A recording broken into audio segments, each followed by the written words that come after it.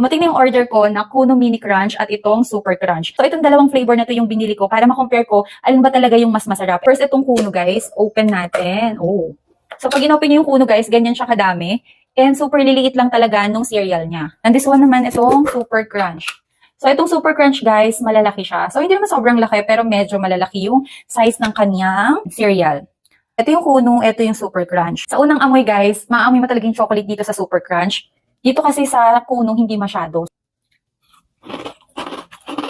So guys, ito namang Kuno, kapag kinain mo siya talagang super crunchy talaga siya.